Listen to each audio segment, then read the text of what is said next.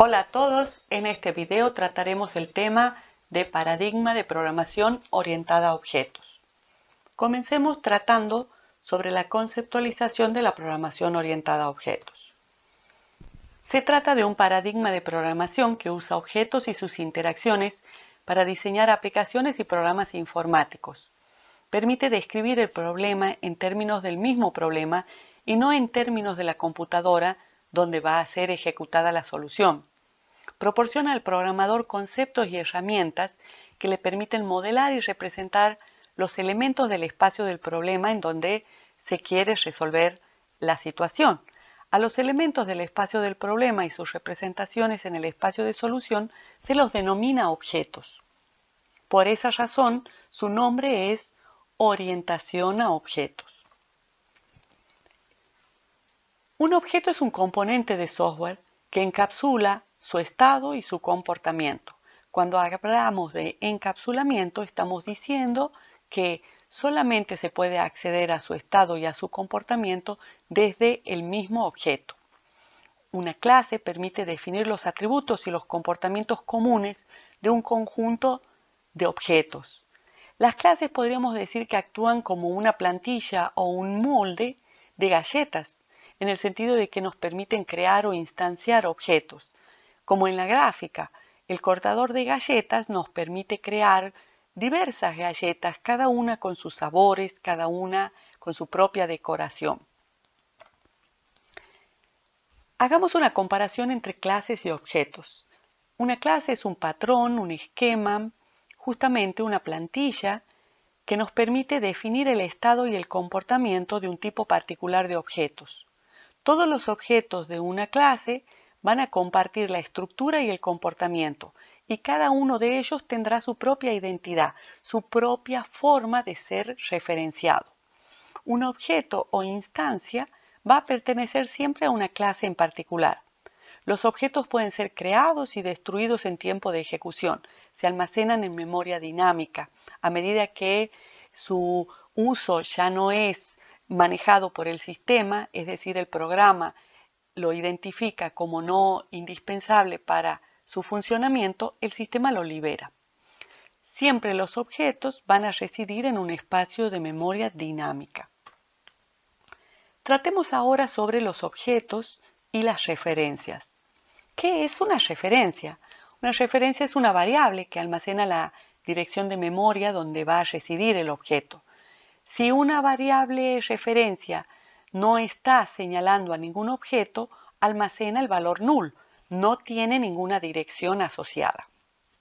Observemos en la gráfica, las referencias son C1 y C2.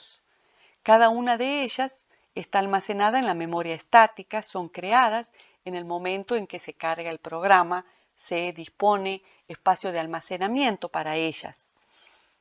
El objeto, en cambio, es creado durante la ejecución del programa y durante la ejecución del programa se devuelve la dirección de memoria del objeto que es almacenada en las referencias.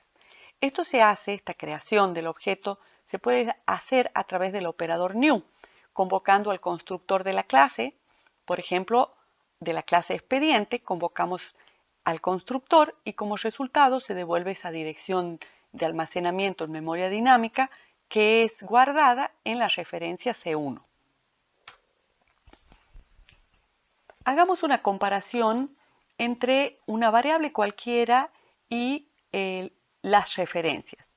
Cuando hablamos de una variable que es un tipo de dato primitivo, por ejemplo de tipo int, esta variable lo que hace es almacenar un valor en forma directa. Por ejemplo, almacena el tipo int el valor 27. En cambio, una referencia está asociado a un tipo de una clase y lo que hace es almacenar una dirección de almacenamiento en donde se encuentra el objeto con el cual está relacionado. El objeto se accede entonces a través de la referencia. Veamos un ejemplo de objetos y referencias. En este caso estamos creando referencias de tipo point que van a señalar a los objetos de tipo point.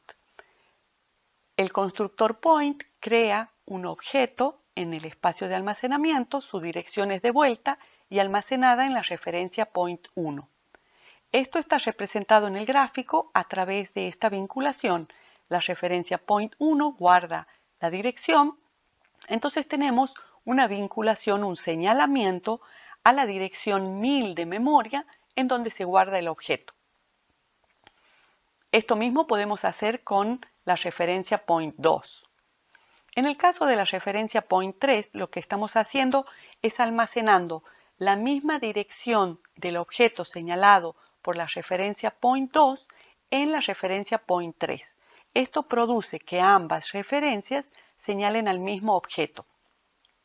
También podemos modificar el objeto señalado por una determinada referencia a través de la asignación de una nueva dirección de memoria de un objeto del tipo al cual corresponde la referencia.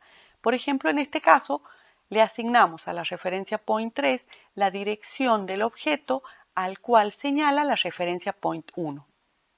Lo vemos acá en el gráfico. Veamos ahora la manera de representar las clases.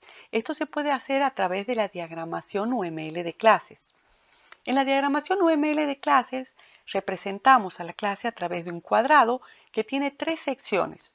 La primera sección guarda el nombre de la clase, la segunda sección lista las variables miembro o atributos de la clase y la tercera sección muestra las operaciones o métodos de la clase.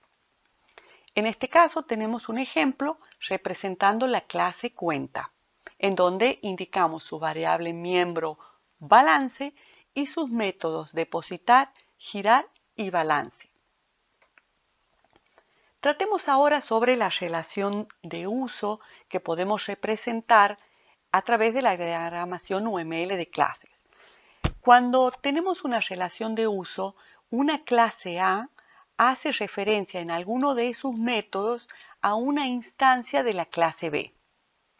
Por ejemplo, la clase impresora en el método imprimir recibe como argumento de entrada un tipo documento. Ese tipo documento corresponde a la clase documento. Aquí estamos observando entonces una relación de uso entre la clase impresora y la clase documento. Esta instancia de documento también podría haber sido referenciada dentro del método imprimir y no haber sido indicada simplemente como un argumento de entrada. Tendríamos la misma relación, una relación de uso. La relación de composición entre clases, en cambio, se da cuando una clase está compuesta por el tipo de otra clase. Tengamos en cuenta este ejemplo.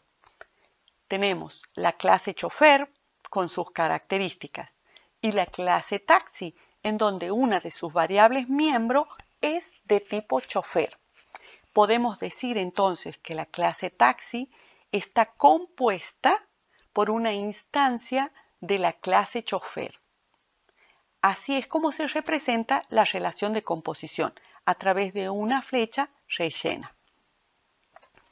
Acá les dejo la bibliografía a la cual pueden referirse sobre los temas tratados en este video. Hasta pronto.